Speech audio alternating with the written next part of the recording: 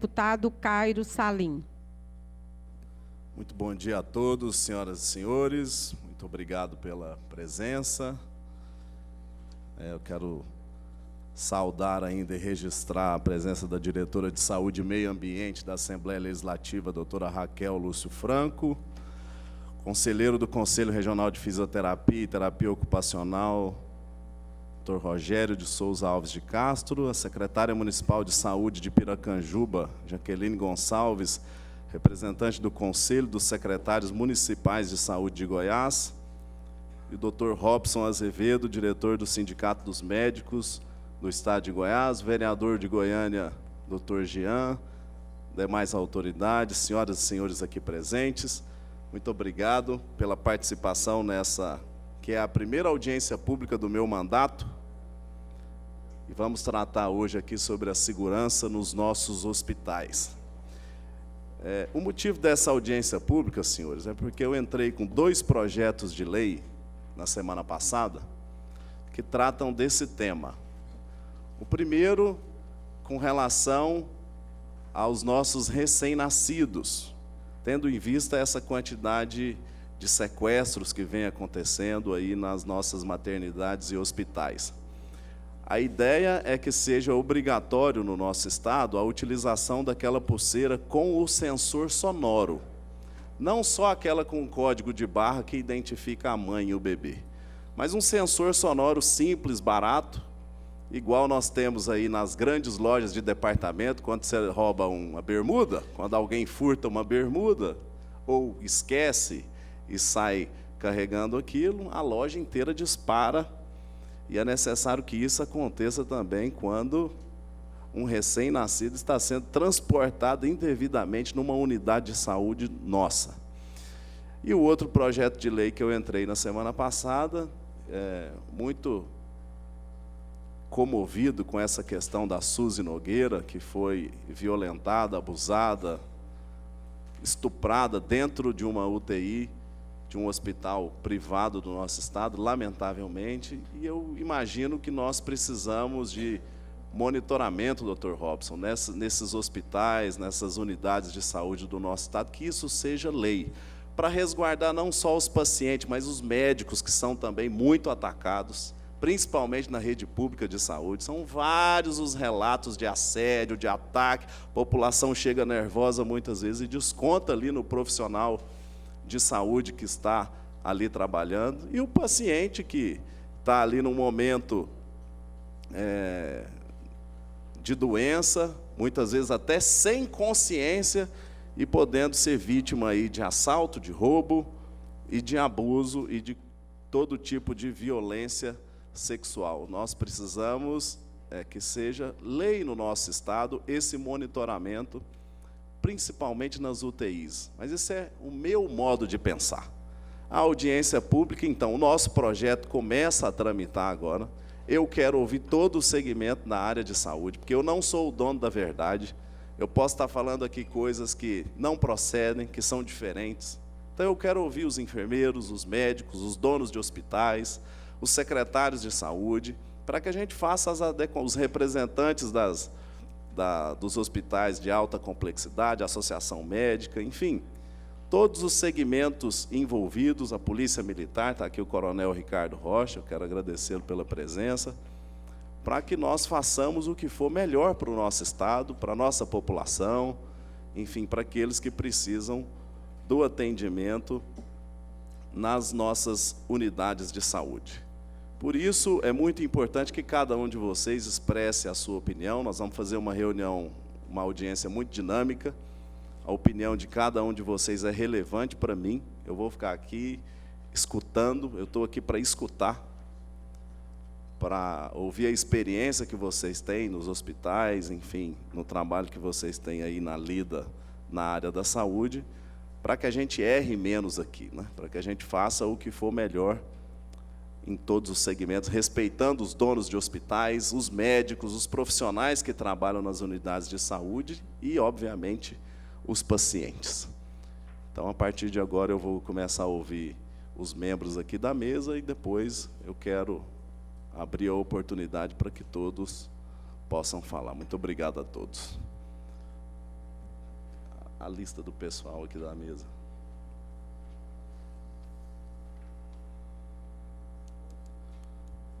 Pode começar, venerando? Vamos começar ouvindo o presidente do Conselho Estadual de Saúde, venerando Lemes. Bom dia a todos e todas. Primeiramente, agradecer pela oportunidade de poder estar aqui. Quero te cumprimentar, Cairo, pela propositura. Sei que você realmente está nessa casa, tem muito a contribuir com a sociedade de Goiás. E parabéns, você disse que é a primeira audiência que você chamou, parabéns pela propositura, e acho que veio tarde, né? Porque, na verdade, esse projeto que você coloca já devia existir, porque a gente percebe os absurdos que acontecem nas unidades de saúde. É lógico que não são todas as unidades que isso ocorre, mas é um absurdo os fatos que você relata aqui, e a gente tem acompanhado isso, não é um privilégio de Goiás, é no Brasil inteiro. Então, a gente precisa tratar desse assunto com seriedade. É lógico que nós entendemos um pouquinho de saúde, não entendemos muito de segurança, mas de segurança acho que todo mundo entende um pouquinho, e é uma necessidade. E nós precisamos, de fato, trabalhar isso, até porque quem está numa unidade de saúde está numa situação totalmente vulnerável. Você já imaginou ainda sofrer violência, seja ela de quais for, seja ela quando sequestra uma criança, já imaginou o desespero de uma mãe, de um pai, ficar sem o seu filho que está ali na guarda de uma unidade de saúde? Então, isso jamais pode acontecer. E aí, a gente nem quer falar aqui do fato que você cita aqui de uma garota estuprada, quer dizer, alguém que está ali para ser um cuidador, esse é um crime hediondo, acho que é um crime que não tem justificativa. E nós precisamos cuidar disso. Sem falar naquela violência que a gente vê nas unidades de saúde, que muitas vezes a gente não entende. E é preciso que se cuide de quem está ali, seja ele o paciente, ou seja ele o primeiro patrimônio público que existe, que é, de fato, o profissional, o trabalhador de saúde. Até porque hoje é quase que um sacerdócio ser profissional de saúde. Você está ali totalmente vulnerável. E aí, quem chega ali, muitas vezes, está no desespero, ali está prestes a sentir que está ali indo a óbito, ou seja, a própria pessoa, ou um familiar, ou alguém que está sendo conduzido ali. Então, muitas vezes, as pessoas se tornam insanas. Então, é preciso que se tenha essa segurança de qualquer forma. Então, nós precisamos, como você disse, ouvir a todos aqui. Eu tenho certeza que a gente vai tirar um bom encaminhamento, e o seu projeto realmente é um projeto mais do que necessário, veio em boa hora. Em tempo, quero parabenizar você pelo seu trabalho e quero te parabenizar pela sua assessoria. Você está com uma assessoria realmente muito boa. Eu não conheço a todos, mas conheço a doutora Raquel, quem conheço desde que se formou em médica, tivemos a oportunidade de trabalharmos juntos, é uma grande amiga, parabéns, e parabéns pela propositura, e quero colocar aqui, não só a você, mas a essa casa, o Conselho Estadual de Saúde, para que a gente possa, junto, ajudar a construir os projetos e a saúde, aquilo que realmente nós necessitamos para assistir a todos do estado de Goiás. Muito obrigado. Muito obrigado, doutor Venerando Lemes. Vou passar a palavra agora ao amigo Raikal Elou, presidente da Associação dos Hospitais Privados de Alta Complexidade do estado de Goiás. Bom dia a todos. Agradecer ao amigo deputado por nos trazer aqui para discutirmos segurança do paciente. Tem um ditado famoso, eu não lembro de quem, que diz que fanático é aquele indivíduo que não muda de assunto nem muda de ideia, o tempo inteiro falando a mesma coisa. Segurança do paciente é algo que nós discutimos 2/3 do nosso tempo. Então, tudo que envolve a segurança nos interessa. Fico feliz com a oportunidade, vejo aqui amigos, Coronel Robson, o vereador Jean, pessoas com quem nós já temos esse diálogo há um certo tempo. Nesse caso específico, eu preciso ressaltar uma coisa. Aquele crime que houve com aquela paciente não foi num dos nossos hospitais. Poderia ter sido, não foi. Sexta-feira passada, eu fui conhecer o melhor hospital fabricado no Brasil hoje, um hospital de 750 milhões de reais no Distrito Federal. Eu nunca vi aquilo na minha vida. Se existe um hospital Disneylândia, é aquele. Tem câmera em todos os lugares. Não teria evitado um crime. Nós temos um presidente da República que, quando candidato, era filmado pelo menos por umas 30 câmeras diferentes, e isso não evitou o crime. Não interprete como sendo contra. Nós temos câmeras hoje. Nós temos câmeras em todos os lugares no hospital, inclusive na terapia intensiva. Nós precisamos de mais segurança. Se a câmera for essa garantia, mas eu lamento, não é. Nós vivemos numa sociedade insegura, nós vivemos num momento inseguro. Nós precisamos de políticas melhores. O hospital tem que ser visto como um todo, né? A sustentabilidade do hospital, a capacidade deles de ter boas pessoas, de fazer uma boa seleção de pessoal, de ter mais gente trabalhando dentro daquela estrutura capacitada. Mesmo assim, você diminuiria a chance, você não acaba com o crime. Nós temos, infelizmente, uma sociedade extremamente violenta. O Brasil é o país mais violento do mundo. E eu fico com receio, no calor do momento, numa situação que nós vivemos agora, se acreditar à câmera a capacidade de evitar crimes hediondos como esse. Aquilo é um psicopata, um indivíduo que pega uma paciente em coma e a molesta. Aquilo é um marginal da pior espécie. E a câmera estava lá e não o impediu. Então, eu agradeço ao deputado por trazer o assunto segurança do paciente. Eu lamento dizer que morre mais gente hoje em Goiânia, em Goiás, por estar em estruturas não capacitadas, estruturas com um índice de infecção altíssimo, estruturas que não têm um retaguarda, não têm terapia intensiva, não têm laboratório 24 horas. Quer dizer, vamos discutir segurança hospitalar. Eu venho aqui todos os dias, deputado, e quero vir para contribuir. Então, se esse é um ingrediente que aumenta a segurança do paciente dentro do hospital, nós apoiamos, nós já temos. Mas nós gostaríamos de discutir a segurança de um paciente como um todo. O paciente é, por natureza, amador. Quando ele vai a um hospital, ele vai na confiança, ele transfere a responsabilidade de cuidar de si para o outro. E ele precisa do Estado dizer a ele essa instituição é segura ou não. Ontem nós tivemos uma reunião via CODESE com alguns deputados da Assembleia Legislativa, um evento que acontece uma vez por mês, e nós pedimos isso, que o Estado, que através de um projeto de lei, se classifique os hospitais por segurança, por resolutividade, pela capacidade de proteger aquele paciente que se encontra nas suas instalações. Então, dizer o seguinte: apoio qualquer coisa que aumente a segurança do paciente. Lhe agradeço pela oportunidade de estar aqui para discutir o assunto. Conte, como sempre pôde contar conosco, para que as coisas fiquem melhores. Muito obrigado.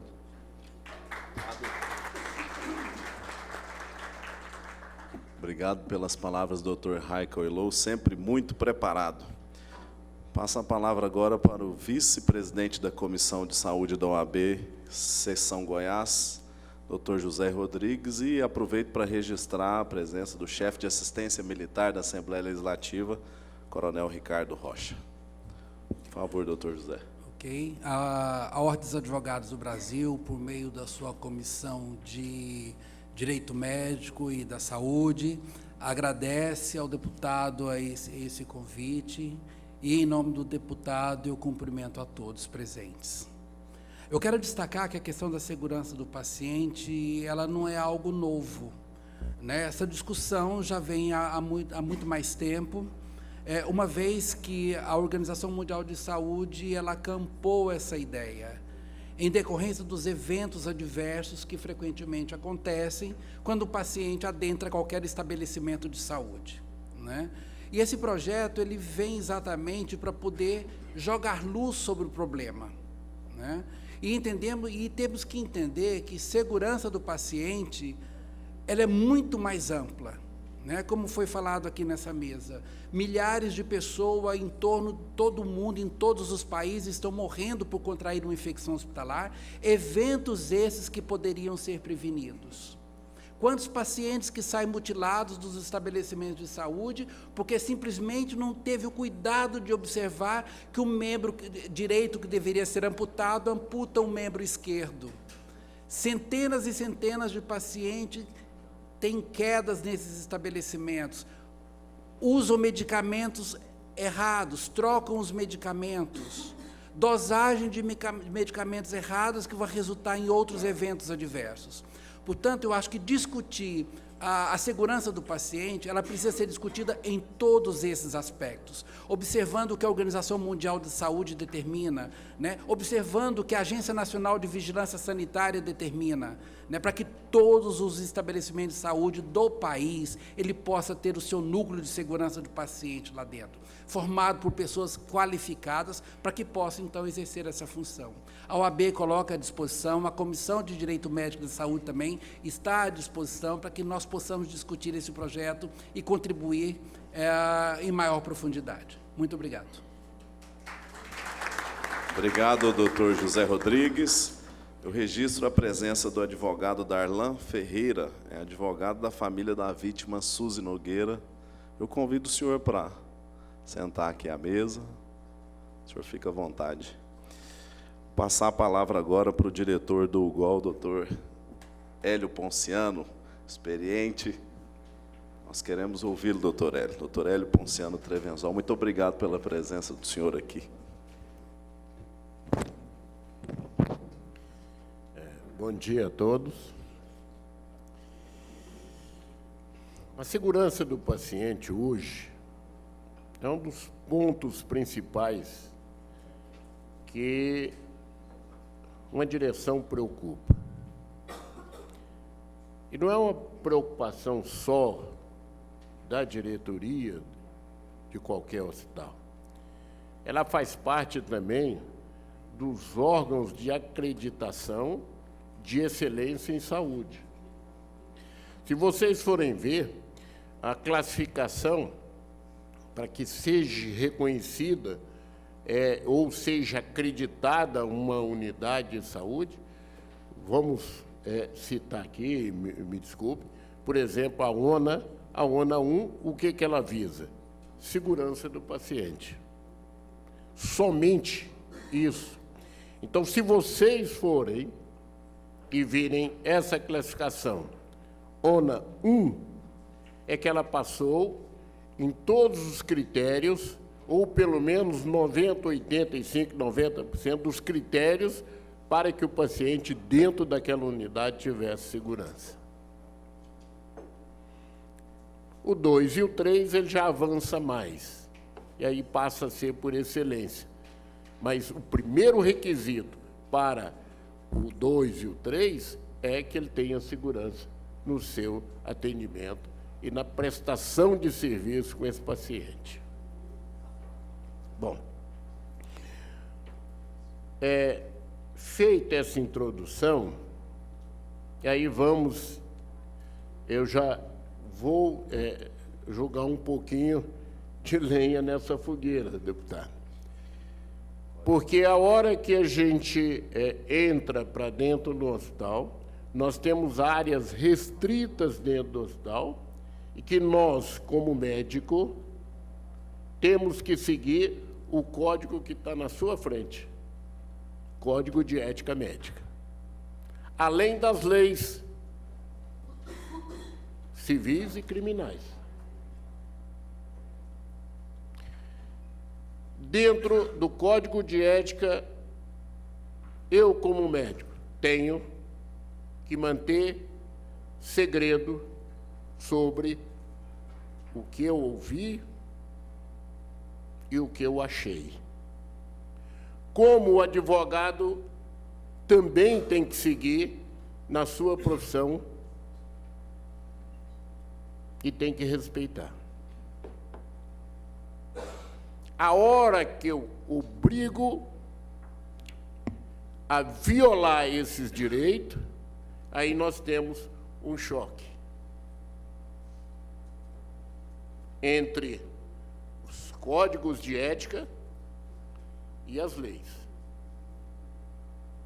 Então, a hora que dentro de uma lei, que eu estou vendo aqui, artigo 1º, né, que tem que ter imagem, tudo bem.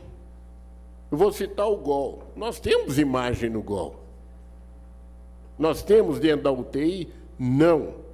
Mas nós temos na porta do corredor.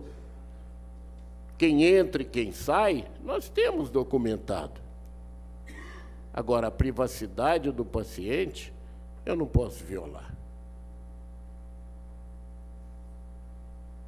A gente joga em medicina muito com estatística. Eu sou cirurgião. Quando eu vou operar, a primeira pergunta que me fazem: doutor, tem risco? Eu posso morrer? Vamos pôr uma cirurgia de hérnia. Resposta: pode. Você tem a chance de menos de 1% de morrer. É muito baixo. Então, compensa correr o risco? Compensa, porque é baixíssimo. No caso da violação de imagem, é diferente. Então, eu gostaria que vocês analisassem desse ponto de vista. Baseado no que nós já temos de leis que regulamenta a atividade médica e os códigos civis e criminal. Tem muita coisa para ser discutido. Meu deputado. Então, do ponto de vista do senhor, a câmera dentro da UTI, mostrando ali o paciente o tempo inteiro, não seria tão ético. E veja bem, e aqui não é só dentro da UTI, nas salas de atendimento de urgência. Você entendeu? É dentro do consultório.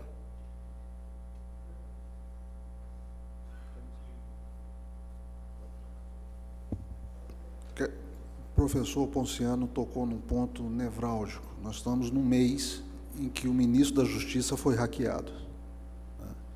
Em que promotores do Ministério Público Federal foram hackeados, e pelos russos, né? Então, assim, essa imagem caiu na internet, ela nunca mais desaparece.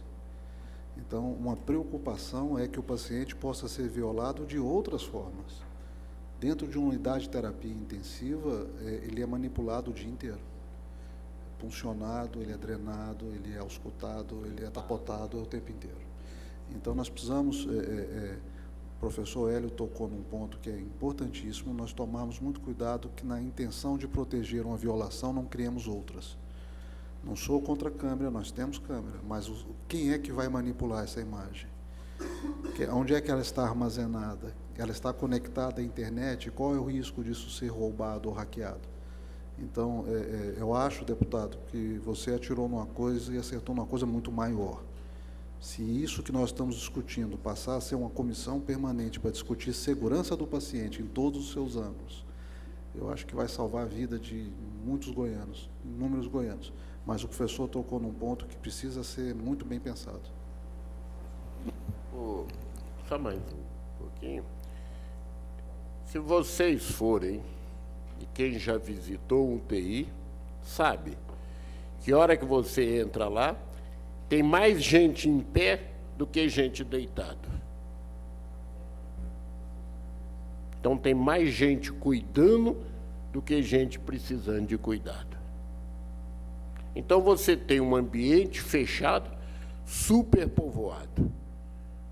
Para acontecer algum incidente neste sentido que é citado, ela se torna muito difícil. Mesmo nas madrugadas, o UTI é bem povoado, porque o paciente é vigiado 24 horas.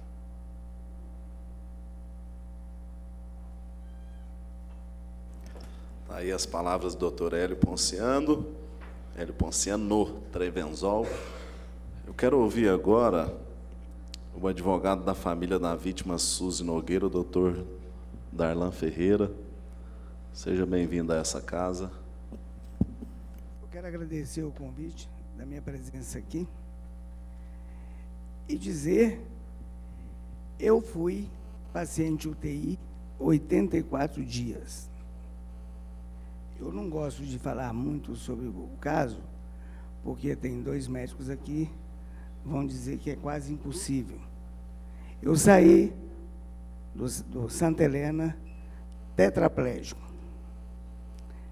Tetra, C1 a C5, irreversível.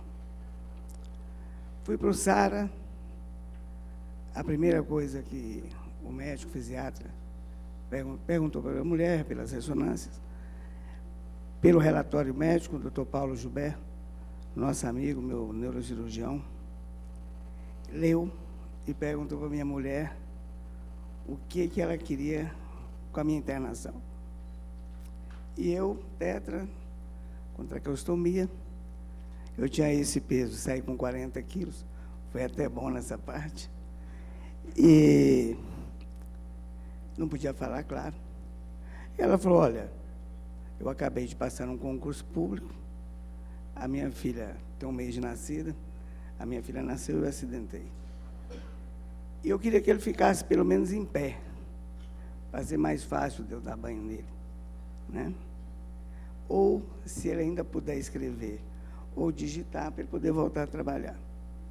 O médico falou para ela, a senhora leu o relatório, que o envelope está aberto? Ela falou, li. Então, a senhora sabe que ele é um tetra irreversível, que para tetraplegia não tem remédio, não tem cirurgia e tal.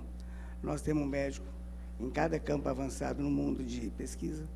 A nossa médica, à época, ganhou um prêmio internacional sobre medula, e ele não passa disso aí. Ele nunca mais fica em pé, ele nunca mais anda, ele nunca mais mexe os braços. Bom, acabou. Aí você está morto. Mas eu queria dizer em relação ao UTI, por exemplo, do hospital que eu fiquei, o Santa Helena, onde eu fui muito bem atendido, muito. Né, eu descobri o dia que era hora de visita, porque eu ouvia, arrumar o paciente e tal, então hoje já está e tal. E aconteceu um fato, até parece piada interessante, em relação a, até para instruir os 2 doutores aqui. Uma vez me levaram para fazer um exame, e uma das enfermeiras mexeu na minha perna, e eu só fui saber que eu era tetra quando eu cheguei na minha casa. Que o Paulinho foi lá me contar o que eu não ia poder fazer mais, você não vai poder fazer aquele Cooper mais, você não vai poder jogar bola mais, você não vai poder fazer isso mais, e foi piorando. Aí, de repente, ele apertou minha mãe e falou, você é tetra, você nunca mais mexe nada.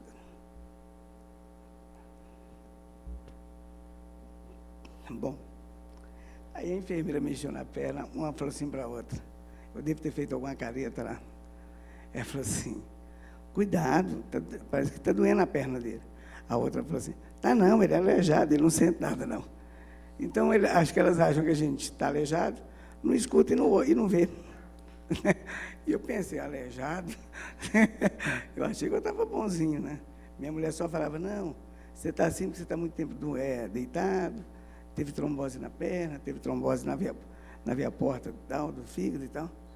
Bom, é claro que nós temos que olhar o problema ético da imagem da UTI. Né? Estou falando com um colega aqui agora. Mas que a imagem da UTI, nesse caso específico da SUSE, está valendo para a investigação. Não estamos aqui dizendo, nem eu e nem a família da SUSE, que ocorreu um crime lá dentro. Um fato aconteceu, foi a violência que ela sofreu.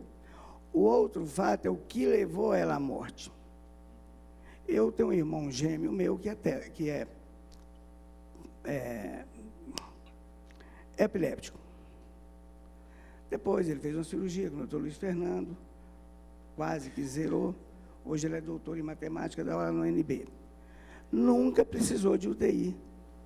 Ele, como quase todos para epiléptico, caía, babava, tal, às vezes tinha que enfiar a mão para a baba não engasgar, aquela situação toda de todo epiléptico.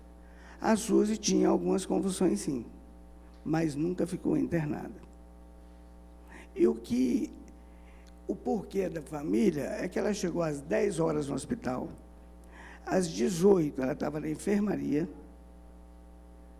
conversando, medicada. Quando a mãe chega, ela já estava na UTI, só com a máscara de oxigênio e os 2 caninhos no nariz. Acorda, chama a enfermeira. A senhora vai ficar à noite comigo?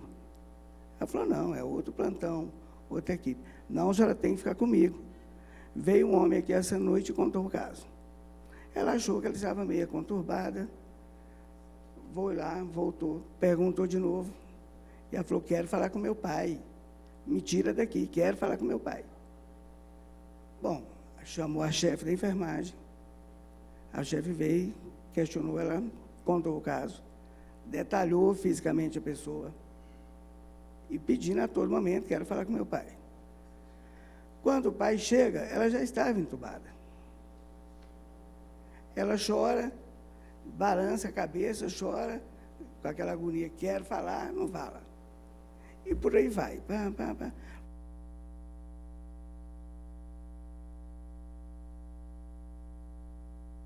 Eu vou te tirar daqui na segunda-feira. Domingo recebe, vem aqui.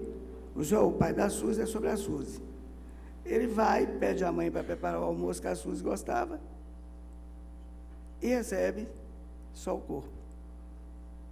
Olha, a Suzy teve uma epilepsia, teve um infarto fulminante, teve uma pneumonia. Está aqui. Então, as imagens vão mostrar para o nosso médico, que também já foi legista, ver o que aconteceu. Se os procedimentos lá, pelo menos visuais, foram corretos, os médicos estão sendo inquiridos, vão responder os quesitos também elaborados por médicos. Não estamos culpando o hospital, ou a UTI privatizada, ou os médicos que atenderam. Nós queremos saber o que levou à intubação. Entre uma intubação e outra, porque ela foi ferida na traqueia, a mãe pagou o exame. Então, ajudou muito, ou está ajudando na investigação? Está. O vídeo está, muito. Eu tenho a cópia do vídeo lá no escritório. Claro, está lá. Mas eu não sou médico. Se fosse um prédio, eu precisaria do engenheiro. Então, a medicina hoje está muito avançada. Eu não posso falar nada da medicina, porque hoje eu estou de pé também. Né? Era para mim estar deitado numa cama. E os questionamentos dos médicos aqui presentes, né? Tem que ser olhado pela lei a ser aprovada. Hoje, não tem ninguém bobo no mundo, né?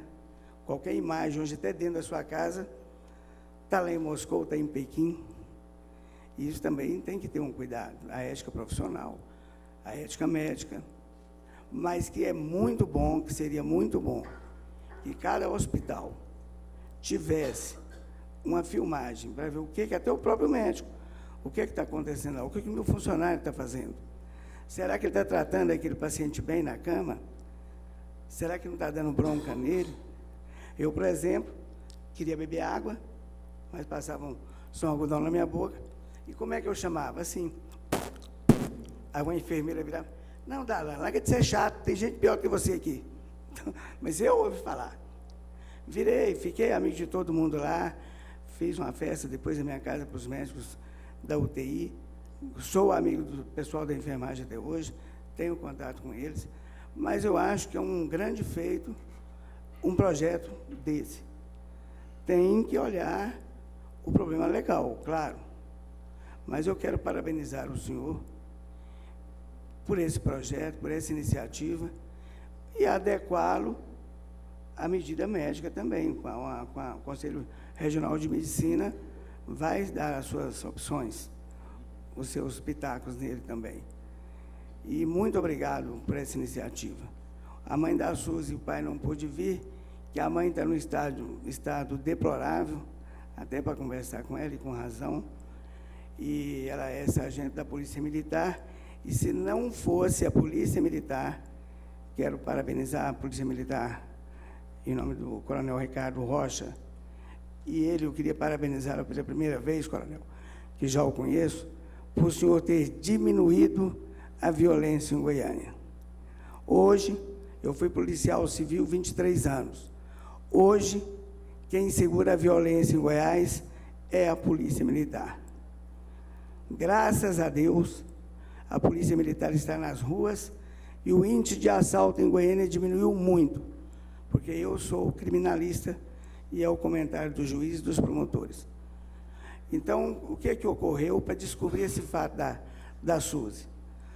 Os militares que trabalham com ela, no primeiro PPM, vendo os RAI, que são as ocorrências, né, viu o nome da Sargento Valdides e leram. Isso no sábado, quando o corpo já estava para ser enterrado.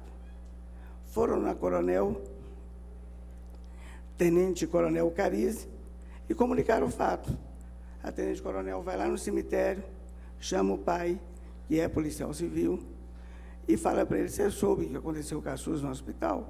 Não. O médico falou que foi um infarto. Não. Do caso que ocorreu lá atrás. Não. Conta para ele. Aí eles vão lá na delegacia. A delegada também não contou, porque o hospital registrou uma ocorrência, mas ela também não avisou a família. Volta, busca o corpo lá no cemitério. A mãe deitada em cima de um caixão, retira o corpo, leva para o IML. Todo um constrangimento desse. A Polícia Civil nunca avisou nada. Veio a Polícia Militar, a Coronel Carize dá a notícia. Então, eu queria aqui agradecer perante vocês o feito da Polícia Militar. Prestar a minha homenagem à Tenente Coronel Carize.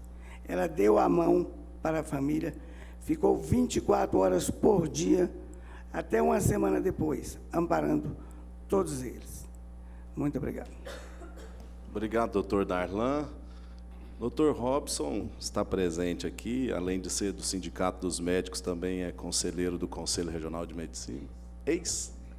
Gostaria de ouvir o senhor. Fique à vontade. E após nós abriremos 2 minutos para cada um, para fazer seus questionamentos, sua opinião, suas perguntas. Fiquem à vontade. Bom dia, deputado Carlos Salim. É uma grata satisfação revê-lo novamente, principalmente à frente de um projeto de lei tão importante desse, que visa discutir realmente a segurança dos pacientes. Eu gostaria de cumprimentar o doutor Hélio pela postura ética que sempre teve e hoje não foi diferente, doutor Raikel, os outros componentes da mesa e o doutor Darlan. Darlan, dizer que, em nome dos médicos, eu sou aqui representando o Sindicato dos Médicos de Goiás, em nome dos médicos do Estado de Goiás, transmita à família, viu, todos os nossos sentimentos e respeito pelo fato ocorrido. E dizer que, apesar de lamentável esse fato, ele, felizmente, não ocorre com frequência. É um fato extremamente raro, necessita de um psicopata, como o Dr. Raico falou, envolvido nesse meio, porque as UTIs, os nossos hospitais hoje, seguem normas de segurança extremamente rígidas em todos os níveis, desde a hora que o paciente chega até a hora que ele sai, completamente monitorado, até para evitar situações de troca, de cirurgias que aconteciam antigamente e hoje também são extremamente raros. Nesse momento exato que estamos aqui, com certeza milhares e milhares de procedimentos estão sendo realizados nessa cidade de Goiânia, só para citar. Então, são procedimentos todos os dias que são realizados com muita segurança, com muito esmero. A medicina de Goiás é uma medicina que é bem vista, não só nacionalmente, como internacionalmente, né, pelos nossos hospitais e padrão dos médicos que aqui trabalham. E, então, deputado Cairo, apesar de entender a importância do fato com que o senhor fundamenta o projeto de lei, mas ele é quase assim esse fato em si, ele é quase que uma exceção dentro dos nossos hospitais, porque o que realmente ocorre são atendimentos com muita presteza e com muita segurança. Então, nós fazermos uma legislação dessa para fatos que ocorrem com tanta frequência, ou seja, você está legislando, apesar de grave, em fatos que já são, de alguma maneira, controlados, isso me preocupa um pouco.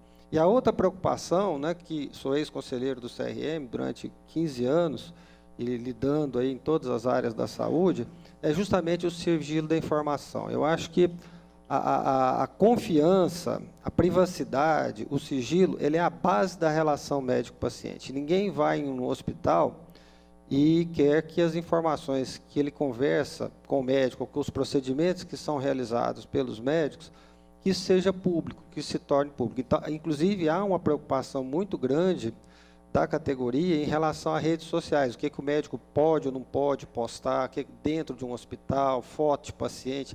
Então, tudo isso são objeto de preocupação nossa por conta da imagem, exatamente. Nós termos imagem, como nós temos hoje, lá no meu hospital, lá no ortopédico, tem, em corredor, em áreas que não envolvem a relação médico-paciente, isso já praticamente é comum em todas as áreas, né, em todos os hospitais. Agora, a câmara, focando uma relação médico-paciente, seja ali em cima do leito da UTI, ou dentro de uma sala de emergência, como citado aqui no artigo, ela fere frontalmente o Código de Ética Médica na questão do sigilo profissional. Né, nós não podemos, ninguém quer ter a sua imagem vazada quando ele está sendo submetido a um procedimento médico. Ninguém aqui quer, nem eu, nem o doutor Darlan, nem ninguém aqui deseja isso. Então, eu acho que chegou o momento, e o Raico foi muito feliz nas palavras dele, dizer que o senhor atirou para um lado e acertou outra coisa. Eu acho que esse projeto de lei tem que abranger muita coisa, inclusive a segurança dos profissionais, a segurança dos médicos. Nós temos visto hoje médicos sendo agredidos com muito mais frequência nas unidades de saúde públicas e privadas, por conta, às vezes, de bobagem. Seria como se fosse essa violência de trânsito, mais ou menos, em termos comparativos. E nós temos que preocupar com isso também. Então, a segurança dos profissionais que estão exercendo é objeto de preocupação nossa constantemente. E como, né, militar também que sou, e agora fui para a reserva, estou praticamente muito feliz de poder ter exercido 32 anos na carreira militar. A segurança, para mim, é um objeto assim, muito precioso. E quando junta com a medicina, que é a minha paixão, isso se torna ainda mais valioso. Eu acho que o senhor está de parabéns pelo projeto. Acho que nós temos que ficar. Esse projeto é tão importante que ficar só na Câmara, na Câmara de Segurança, ele é muito pouco. Sabe? Eu acho que o senhor tem capacidade de pegar esse projeto e transformar ele que realmente em algo muito marcante para a medicina de Goiás, seja ela em segurança do paciente, seja ela na segurança dos profissionais que ali atuam. Muito obrigado pela oportunidade de estar aqui. Obrigado, Dr. Robson, pelas palavras. Agora eu quero franquear as palavras para os presentes que quiserem. Só levantar a mão, falar o nome, a entidade que representa. Por favor. Bom dia, deputado Caio Salim. Em nome do senhor, queria cumprimentar a mesa, doutor Hélio Ponciano. Meu nome é Daniel Cabrini, sou diretor do técnico do APA.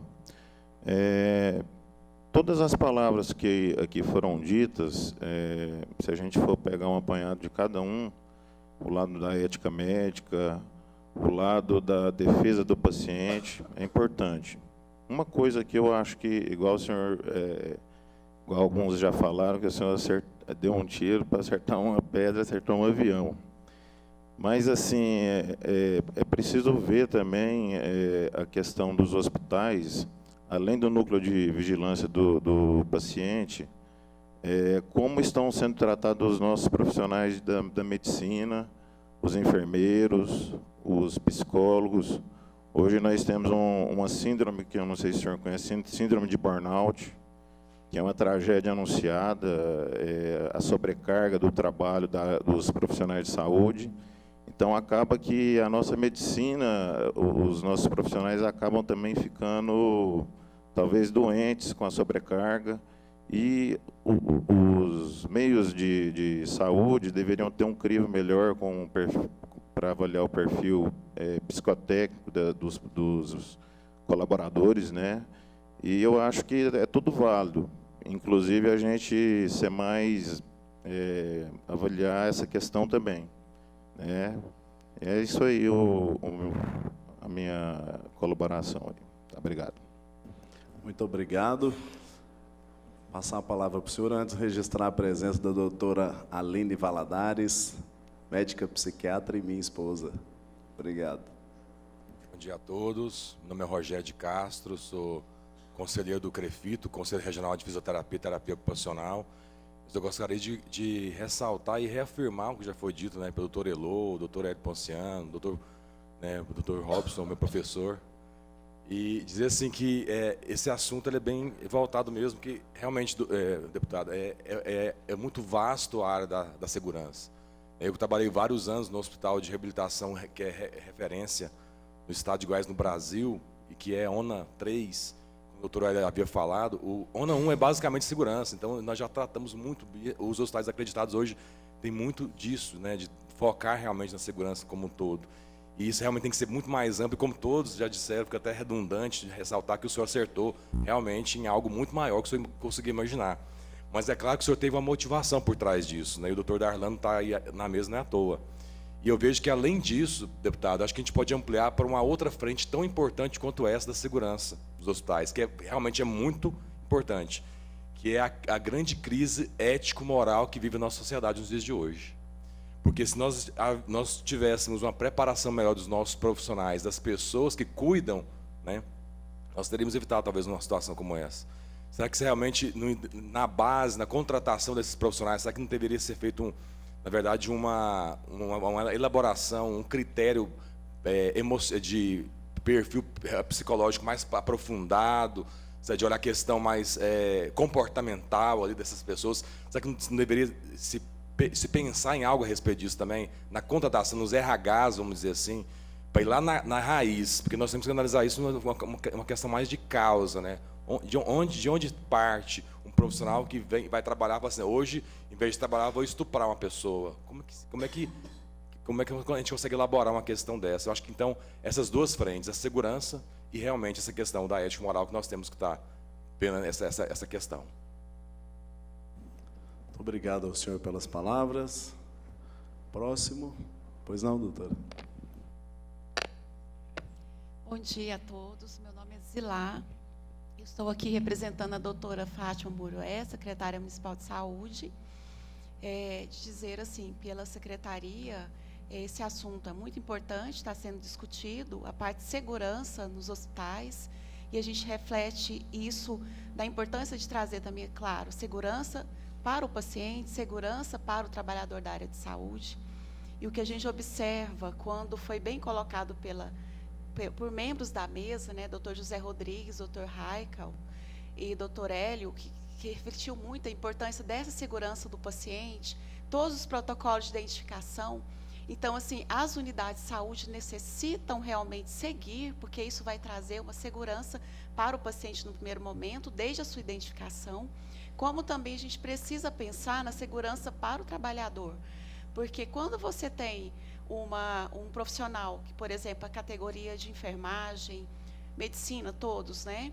Quando a gente trabalha, por exemplo, na enfermagem, dimensionamento de profissionais, se você tem menos profissionais que estão trabalhando ali, até mesmo a própria supervisão direta ali, ela dificulta, porque é a sobrecarga daquele profissional que vai estar dando aquela assistência. Então, isso precisa ser discutido também, a segurança do trabalhador.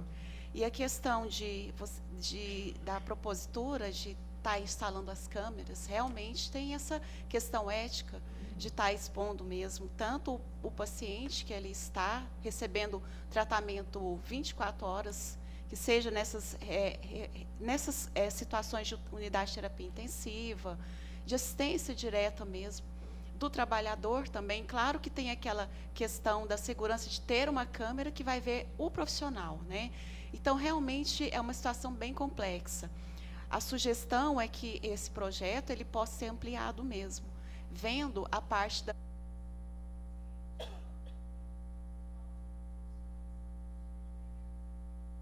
Obrigado pela colaboração. Pois não, doutor. Bom dia a todos. Na verdade, eu coloco aqui algumas questões sobre o projeto, muito mais no sentido de indagar. Quando se fala em colocação de monitoramento por câmeras, o que se pretende, na verdade, é monitorar as pessoas ou monitorar os procedimentos, né? Porque se falamos de segurança do paciente, nós falamos de procedimentos. para que os procedimentos sejam adequados, seguros, corretos, seguir os protocolos. E aí nós caminhamos por uma direção no sistema de monitoramento, que hoje, do ponto de vista de tecnologia, existem outras formas, inclusive, de monitorar. Inclusive, em UTIs, recentemente, nós tivemos aqui em Goiânia mesmo um evento de tecnologia na área hospitalar, em que você instala, inclusive, câmeras, mas focalizando os monitores, e o sistema de monitoramento, de forma inteligente, monitora os sinais emitidos pelos monitores e dão respostas. Então, do ponto de vista de segurança do paciente em UTI, existem mecanismos tecnológicos que ainda não são baratos, mas que ao longo do tempo. Agora, se formos pensar em monitorar pessoas, aí nós entramos numa outra discussão que já foi bem colocado, e aí vem a minha indagação também para o deputado. É como compatibilizar a norma estadual, do ponto de vista ético, com as normas do ponto de vista federal e dos conselhos, não é? É preciso saber como compatibilizar isso dentro da hierarquia das normas. Até porque a gente tem vivido um momento de muita insegurança jurídica, por conta de que a gente sabe que o direito normativo, ele precisa de que fatos ocorram para que ele surja para o mundo, não é? Então, nós tivemos um fato muito infeliz, né, que acabou gerando a propositura da norma. Mas nós, diante dessa insegurança jurídica, ou de uma...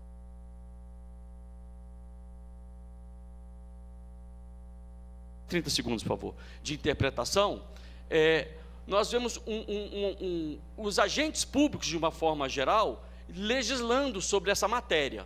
Por exemplo, no estado de Goiás, nós temos uma portaria da Segurança de Saúde, Secretaria de Segurança Pública, determinando que os hospitais forneçam aos delegados de polícia cópia integral dos prontuários médicos, sob pena de prisão, ferindo frontalmente as normas dos conselhos. Então, nós vivemos uma insegurança completa, com leis surgindo para todos os lados e sem saber a que socorrer, não é? E aí só quando os fatos acontecem é que nós ficamos nessa situação. Então são indagações que eu coloco para o deputado, e parabéns pela propositura. Eu acho que a coisa vai caminhar para uma solução comum. Esse é o grande dilema que a gente vive, né? Organizar todo o nosso arcabouço legal para não agir só depois que fatos lamentáveis aconteçam. Eu entendo totalmente as ponderações do senhor, e nós estamos lutando aqui no Legislativo, nesse complexo sistema legislativo brasileiro, né, para que uma lei não sobreponha a outra, para que não haja esses conflitos de competência, e para que a gente consiga proteger tanto o médico, o profissional de saúde, o enfermeiro, enfim, o dono do hospital e o paciente. Essa é a nossa ideia aqui. Por favor, a palavra está aberta. Por favor. Bom dia, meu nome é Alessandro, sou diretor administrativo do HGG. Parabenizo aqui o deputado Cairo pela propositura.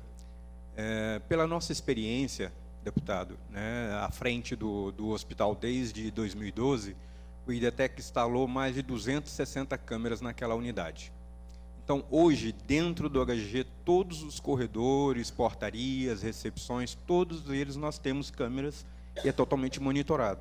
Isso nos possibilitou identificar pessoas que estavam furtando objetos dentro do hospital, pessoas que esqueceram objetos lá dentro, né, e outras situações mais. Então, isso realmente foi muito positivo.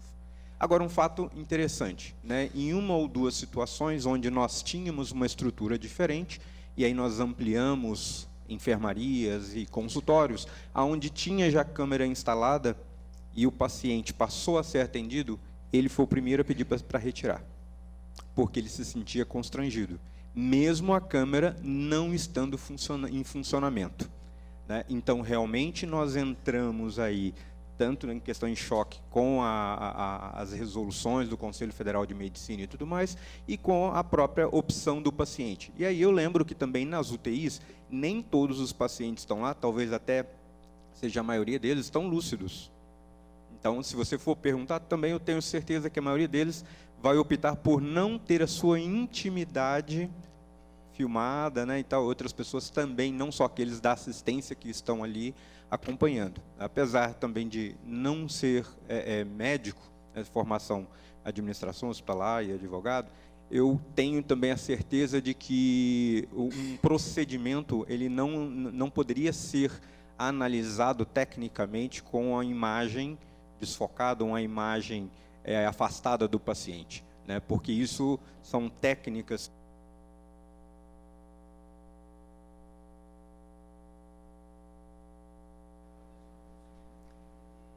E a UTI lá do HGG, Sim. ela é monitorada? Tem câmera? A UTI ela é monitorada dentro dos corredores, não tem nenhuma câmera focando os pacientes.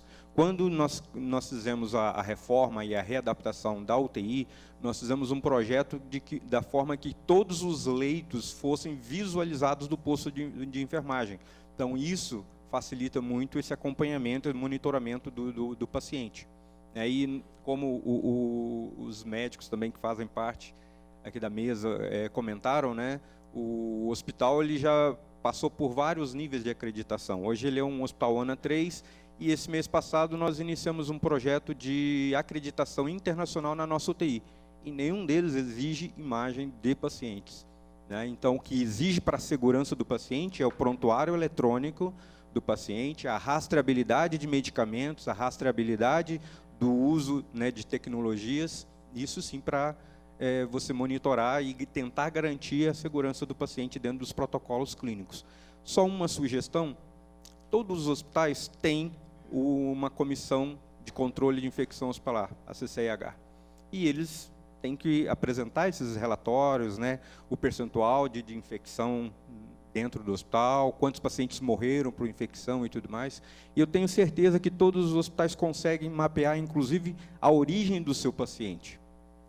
Ou seja, consegue identificar qual é o paciente que já vem de qual CAIS, de qual pronto-socorro, de qual unidade básica de saúde, que já vem infectado. Então, nós vemos esse policiamento, essa fiscalização das unidades de saúde, porém, das unidades de origem, né, eu acho que precisaria ser feito também um cruzamento, porque os hospitais trabalham, tentam diminuir o seu índice de infecção, mas muitas das vezes a sua origem nós não temos esse mesmo trabalho. Então também eu vejo que isso visa a segurança do paciente. Coronel Ricardo Rocha. Só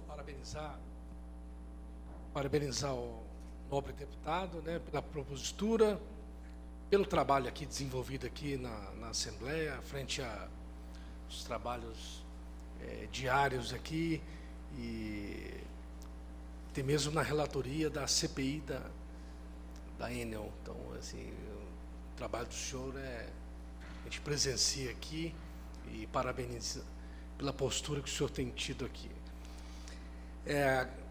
Cumprimentar o advogado, né, falou pela corporação, vou repassar para o comandante-geral, o coronel Bruno, né, a participação da Polícia Militar e o elogio à corporação. E também quero deixar o nosso abraço para a família e para o senhor, como policial civil, cumprimentar o coronel Robson, também, que é policial militar. Nós temos inúmeros casos envolvendo o ambiente hospitalar, o ambiente dos hospitais, né? Isso foi um fato grave, né? Mas nós temos também desacato ao funcionário público, né? Os hospitais públicos, onde as pessoas desacatam os funcionários, preciso entender isso. Nós tivemos em outras oportunidades resgate de presos, que foram elucidados e foram efetuadas prisões através de monitoramento, né? Nós temos agressões a funcionários, seja eles de hospitais públicos e privados, né? Você vai dar você vai minimizar problemas. Nós temos furtos diversos, que eu não sei quem comentou, dentro do ambiente. Nós temos a área externa. Então, eu vou com a visão do amigo que disse que o conjunto de hospitais as questões que envolvem um conjunto de fatores, né? E a questão do monitoramento eletrônico através de câmeras, ele vem de encontro às questões de segurança. Então, a Polícia Militar coloca-se à disposição, eu vou repassar comandante-geral sobre essa reunião, e falo isso em nome da corporação, em nome do próprio comandante, aqui representando, que a Polícia Militar está à disposição do projeto, à disposição dos sindicatos, das associações que representam os hospitais, os médicos em si no nosso estado, né, até mesmo em parcerias de polícia, de policiamento, de proximidade, né? Nós temos um programa, a PM tem um programa que chama Rede de Apoio de Segurança, que envolve segmentos. Nós estamos precisando entrelaçar, né? E eu quero aqui, e vou reportar isso ao comando da corporação, à disposição da corporação. Nós sentimos muito os hospitais, o segmento longe da segurança, isso eu digo até em relação à Polícia Civil, à Polícia Militar. Então, acho que o projeto é bacana, vem de encontro. O conjunto que eu digo, o conjunto vai desde, já estou finalizando, desde uma equipe de segurança, às vezes o hospital privado, ou às vezes até o Estado, ou o município não quer investir nessa questão. Conjunto, equipe de segurança, controle de pessoas, não sei quem, alguém disse isso, a vigilância em si, propriamente dito, né? Então, é um conjunto e quem ganha são as pessoas que trabalham no ambiente, e ganha a população que está ali para ver uma coisa organizada, né? Eu coloquei aqui a ordem, todo mundo gosta de ordem, de organização. Então, deputado, parabéns, vai em frente, conte com a corporação, e os senhores, como um todo, no segmento, também conte com a Polícia Militar. Eu vou informar essa reunião ao comandante da grandiosidade do projeto, e já para que ele fique no aguardo de parceria com a corporação. Obrigado. Obrigado, Coronel Ricardo Rocha. Por favor, fique à vontade. Bom dia. Bom dia. Eu agradeço o convite de participar dessa audiência. Quero parabenizar o nobre deputado, nosso amigo também, estou vendo aqui o venerando, foi nosso formando da faculdade. Eu sou professor universitário, pastor da Igreja Batista, contabilista e administrador, mas, acima de tudo, eu sou um cidadão. Quero parabenizar a questão da pulseira eletrônica, é algo assim super importante, porque nós colocamos esse monitoramento em mercadorias, e nós não colocamos num bem mais precioso que nós temos, são os nossos filhos, que podem ser roubados, podem ser trocados, podem ser maculados de alguma forma. Sobre o projeto 588, a câmera de vídeo, eu acho que as imagens são as maiores provas de crime. Nós temos advogados aqui, só de crime não, mas também de imperícia, de descuido, de abuso, mas também de boas práticas. Então, o vídeo, ele nos protege, não só na UTI, quanto também nos consultórios e lugares de exame. Eu sei que nós temos o embargo da ética e dos códigos do atendimento na saúde. Mas eu, como cidadão, quero dizer que os códigos de ética profissionais da área médica não estão acima da sociedade. A sociedade quer ser protegida. E nós não estamos aqui tocando em uma instância superior, que seria a questão da publicidade ou não, como que nós vamos mexer nessa imagem, como que elas serão arquivadas e como serão disponibilizadas para a segurança pública. No entanto, eu quero parabenizar, porque essas imagens, elas não só protegem o paciente que está sendo tratado e está em uma situação de ultra vulnerabilidade. Terrível, né? A gente ser internado, sadio, sai tetraplégico. Eu entro para poder tirar um braço e tiro o outro. E eu ouvi aqui, e eu respeito, mas assim, parece que está tudo bem, parece que nós estamos muito bem, que os hospitais estão fazendo tudo direitinho, e parece que nós estamos atendendo. Eu não tenho visto isso, eu faço parte do público, eu não tenho visto isso. Eu tenho visto muita coisa que deixa a desejar na saúde pública, e também nas privadas. Infelizmente, tive um ex-aluno que faleceu porque esqueceram, no hospital público, no hospital privado, no nosso bairro, o médico esqueceu de simplesmente furar o dedo. jogou soro, colocou outros medicamentos, foi a 600 e tanto a glicemia dele, morreu de parada cardíaca, um jovem estudante de engenharia. Então eu não vejo toda essa qualidade que já disseram aqui não. Bom, as imagens então inclusive protegem os profissionais da saúde, porque eu não estou vendo só a questão do paciente, não. É a questão dos profissionais de saúde que sofrem abuso, que sofrem violência, não só pelo público, os usuários da saúde pública, que vai até os hospitais carentes desse serviço, mas também dos seus gerentes, dos seus supervisores, das pessoas que às vezes maltratam, cometem assédio, né? E esses assédios, eles não são, às vezes, vistos. Eu sou professor universitário e eu não tenho nenhum problema, por exemplo, que a minha aula seja toda filmada. Ora, por que um médico, então, tem essa dificuldade de ser filmado quando está consultando o paciente? Por que quando o enfermeiro está cuidando do paciente, e que às vezes eu já vi, porque como pastor eu frequento UTI, frequento enfermarias e muitos outros lugares, eu vejo maltrato dos pacientes por profissionais da saúde. E eu sei que eles estão vivendo um caos profissional, porque são mal pagos, são mal reconhecidos, e eles são verdadeiros heróis, esses profissionais da saúde. Aqui é a minha honra a todos esses profissionais. Então, nós já somos e seremos filmados. O Aparecida de Goiânia está enriquecendo as imagens públicas. Ora, se nós somos filmados no trânsito, fomos filmados em qualquer outro lugar, e ainda coloca aquele emoji ainda, né? Sorria, você está sendo filmado.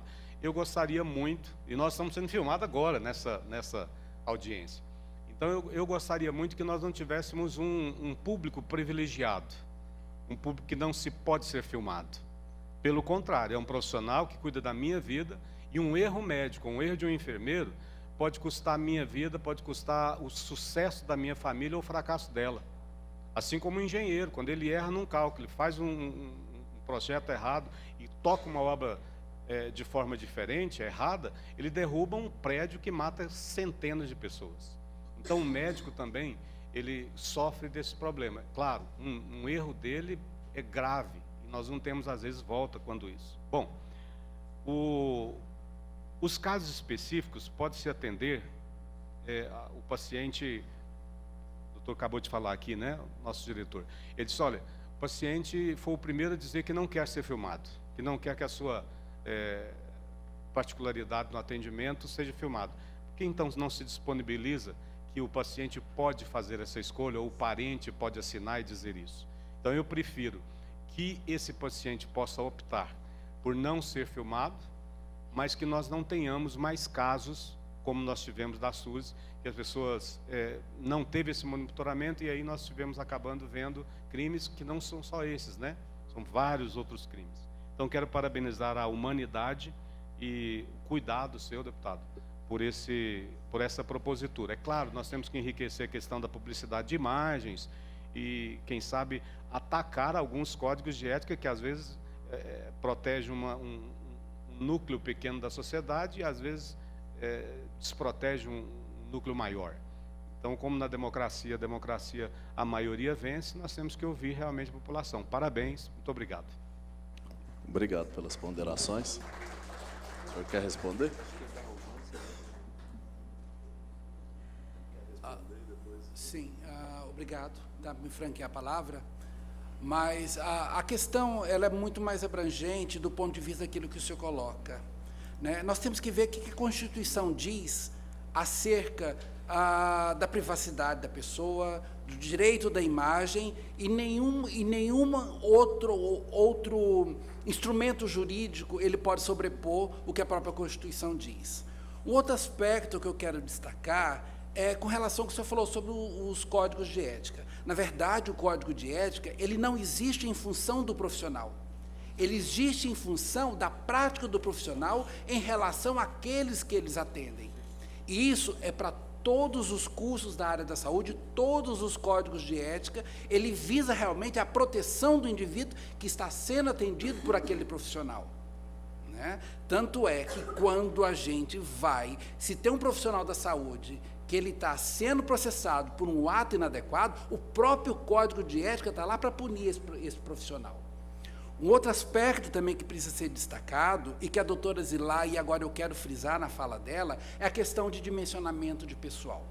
O Conselho Federal de Enfermagem já tem uma resolução em que ela define claramente qual a proporção de enfermeiro e a proporção de técnicos de enfermagem para cada paciente de unidade de terapia intensiva, com vistas, inclusive, a prestar uma assistência segura. E o que a gente percebe é que isso não é respeitado. Né? Essa norma do Conselho Federal de Enfermagem, ela não está sendo respeitada pelos estabelecimentos de saúde, seja ele de natureza pública e seja ele de natureza privada. Quer dizer, se nós estamos falando de segurança do paciente, nós temos que pensar também naquele que está trabalhando. Como o senhor bem destacou, a síndrome de Burnout, ela é decorrente do estresse do exercício da atividade profissional. Né? Ou seja, se eu tenho uma sobrecarga de trabalho muito intensa, é claro que eu também vou adoecer. E aquele que cuida, ele tem que ter pelo menos uma segurança para não adoecer também com facilidade. Obrigado pelas ponderações. Por favor. Bom dia a todos.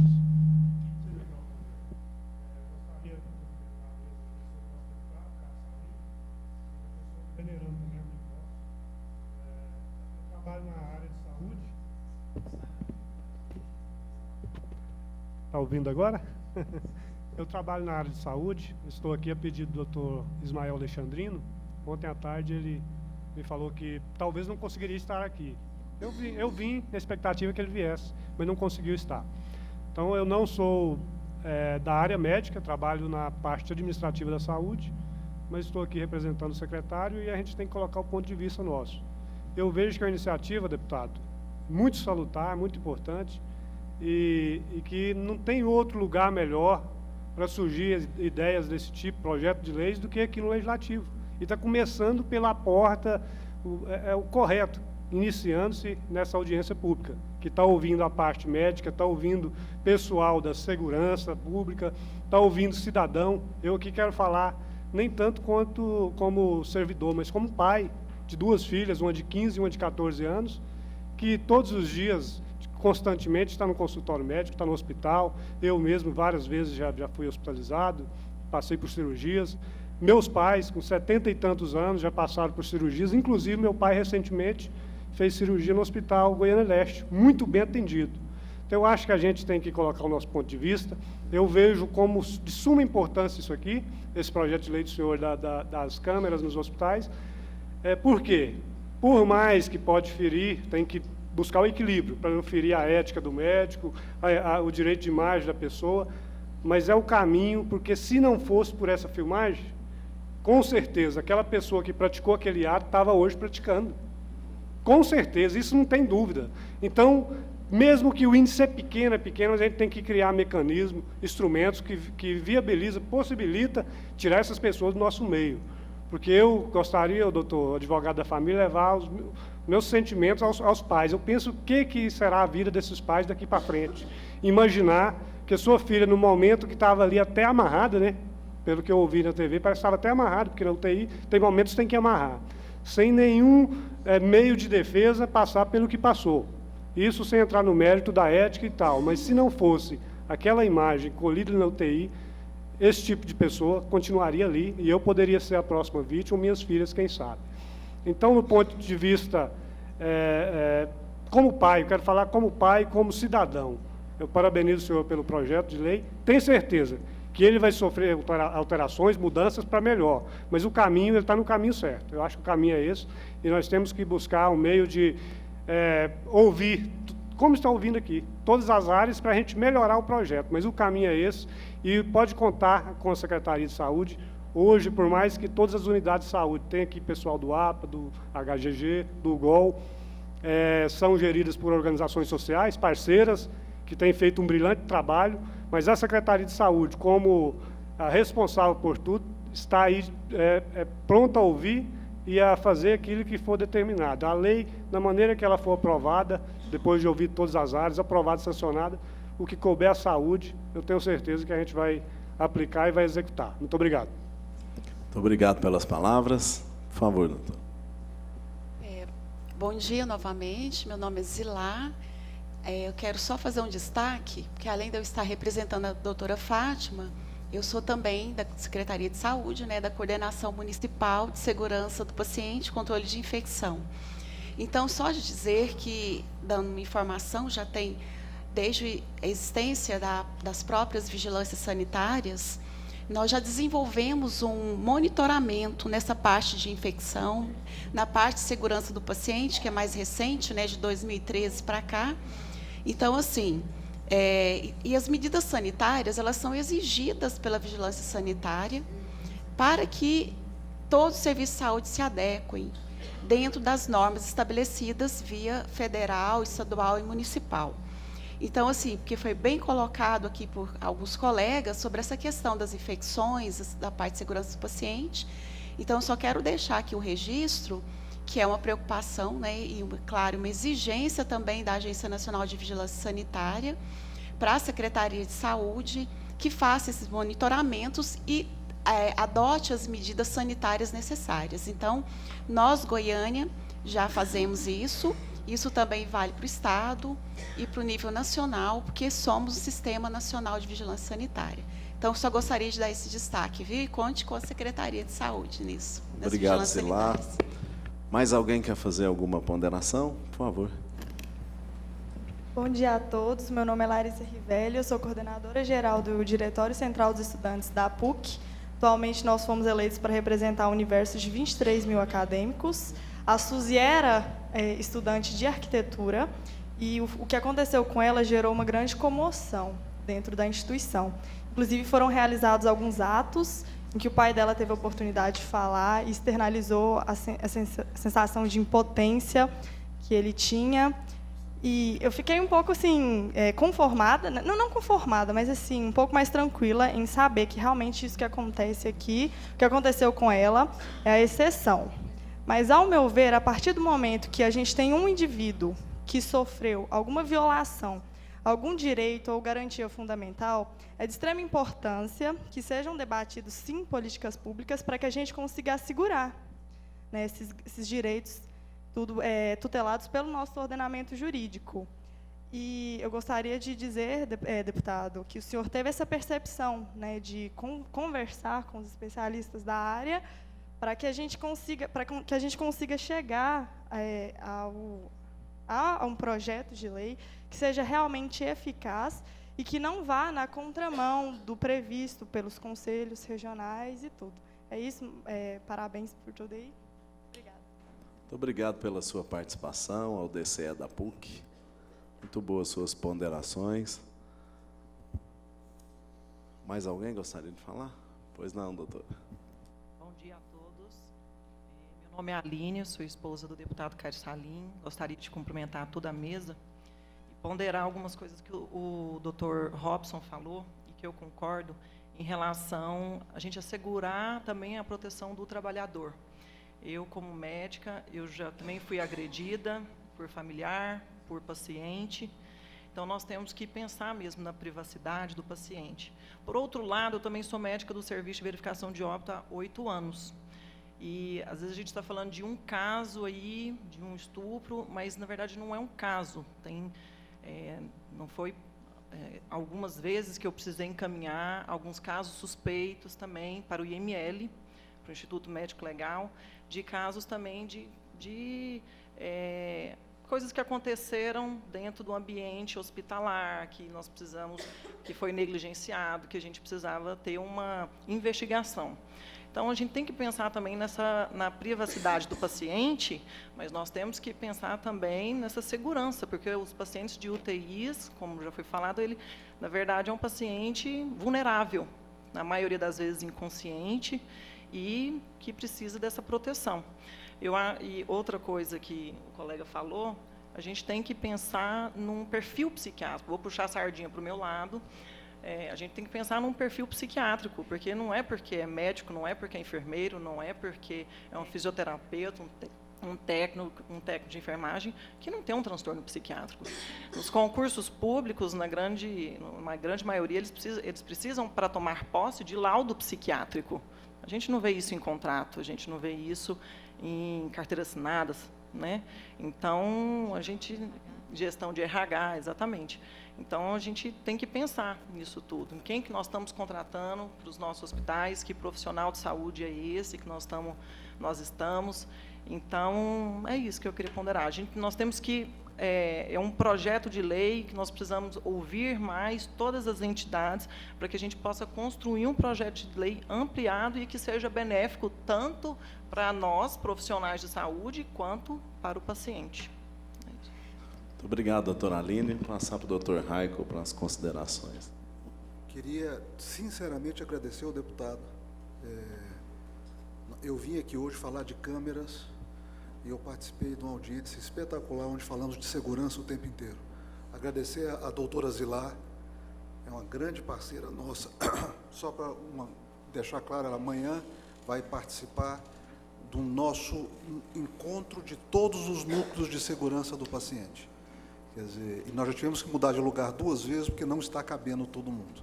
Então, todas as vezes que falamos de segurança do paciente, quiser que eu venha aqui todo dia falar de segurança, eu venho, eu me organizo para isso, porque é um assunto que não se esgota. Nós falamos de câmera aqui quase que marginalmente, nós falamos de tudo que envolve a segurança do paciente, do número de profissionais, da qualificação do profissional, da estrutura hospitalar, e esse assunto, quanto mais nós falarmos, dermos visibilidade a ele, mais segurança nós teremos, e não só como médico, nós somos pacientes também.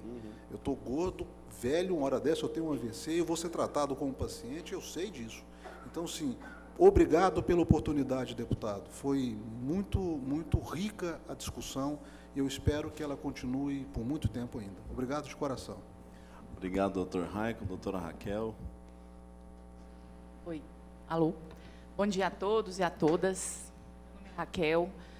Sou médica, graduada aqui pela Universidade Federal de Goiás, pós-graduada em terapia intensiva pela Faculdade de Ciências Médicas de Minas Gerais. E sou médica efetiva da Secretaria Municipal de Saúde de Goiânia há quase 16 anos. E eu falo como diretora de saúde aqui da Assembleia Legislativa. Eu falo como médica intensivista, porque a situação que gerou todo a audiência em si, girou em torno do evento terapia intensiva. Então, eu já trabalhei em várias unidades de terapia intensiva, não apenas aqui no estado de Goiás, mas também no Distrito Federal. E, assim, o que nós primamos, os profissionais, eu falo como membro da Sociedade Goiana de Terapia Intensiva, o que nós primamos enquanto profissionais que atuam nas unidades de terapia intensiva, em primeiro lugar, é a segurança do paciente. A segurança e o respeito ao paciente. Um fato isolado, não digo que esse fato seja, de maneira alguma, deva não ser levado em consideração, doutor Darlan, mas quando o senhor falou que o senhor ficou 83 dias internado em uma UTI, eu me senti no lugar do senhor.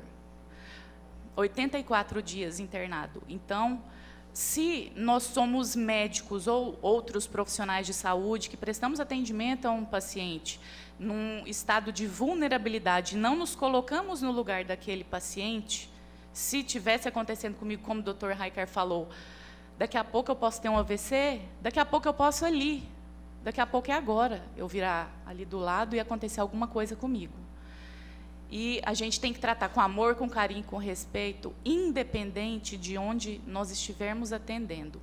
Claro que a gente tem que ter o sigilo profissional resguardado, o paciente tem que ter o direito e também tem que ter todo o respaldo do ponto de vista ético, legal e moral, mas o que a gente tem que ter é atenção direcionada também ao paciente e à família. É um lugar de extrema vulnerabilidade física, emocional, e nós, profissionais da saúde, digo eu enquanto médica de terapia intensiva, às vezes não damos o devido momento de respeito àquela situação que o paciente está atravessando. Eu quero ressaltar aqui a presença do Dr. Hélio Trevenzol, foi meu professor, que eu tenho assim um apreço imenso pelo senhor sabe disso. Fui monitora de cirurgia e assim o Dr. Hélio assim me ensinou muito. e do Dr. Denis também, que está aqui representando a maternidade Dona Iris, ele é o diretor técnico da maternidade Dona Iris, que são 2 unidades hospitalares, uma do Estado, gerenciada por uma organização social, e uma do município, que parte gerenciada também por uma organização social, e que, assim, dentro dos protocolos que dizem respeito à segurança, não apenas do paciente, mas segurança familiar, segurança do ambiente como um todo, são ambientes que me deixam muito tranquila enquanto profissional. Também trabalho no serviço de verificação de óbitos pela Secretaria Municipal de Saúde, fui gestora de serviço quase 10 anos. E os 2 ambientes de saúde que nós estamos... O HGG também é um hospital que é padrão ouro para mim, né, o colega que é o diretor administrativo do HGG, perdão por não ter mencionado anteriormente. Mas, assim, os protocolos instituídos pelas unidades hospitalares que eu referenciei são protocolos que, para mim, servem não apenas com relação à segurança do paciente, que nós já estamos discutindo vários outros pontos, e a gente quer dizer não em respeito só à mãe que pode ter seu filho roubado, que isso aconteceu há 41 anos atrás, 50 anos atrás, quando aquela outra senhora roubou uma criança, depois roubou outra. Né? Então, o caso Pedrinho, da Roberta. Então, eu me recordo que meu pai ficava apavorado. Eu nasci no mesmo hospital que a Roberta, na mesma época. E eu não entendia por que meu pai tinha ficado vigiando a gente lá no berçário. Primeiro que agora é alojamento conjunto. Na nossa época, não era alojamento conjunto. Hoje, o que se prima é o cuidado da mãe direto ao bebê, a aproximação do bebê com a mãe. É o vínculo que tem que ser estabelecido nesse momento. É óbvio que o fato de ter uma pulseira, de ter um código de barras, eu acho que o Denis pode dizer um pouquinho mais sobre isso, que a equipe lá da maternidade Dona Iris tem um primor muito grande com relação a essas situações, para evitar dissabores. E o HGG e o GOL têm um perfil totalmente diferente de entrega de cadáveres, que a gente também tem que lembrar de troca de cadáveres, que acontece não é uma, nem 2, nem 3, nem 1 milhão de vezes. Vão acontecer, e se a gente não tomar o devido cuidado, como as unidades têm tomado cuidado, vão continuar acontecendo situações semelhantes. Então, eu parabenizo o Dr. Hélio Trevenzol, o colega que é diretor técnico, diretor administrativo do HGG, que é Daniel Cabrini.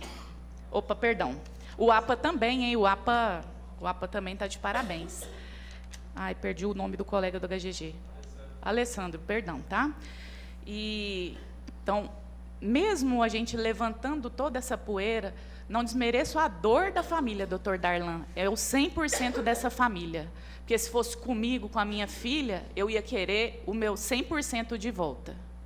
Porque é o 100% dela que a minha profissão tem que servir.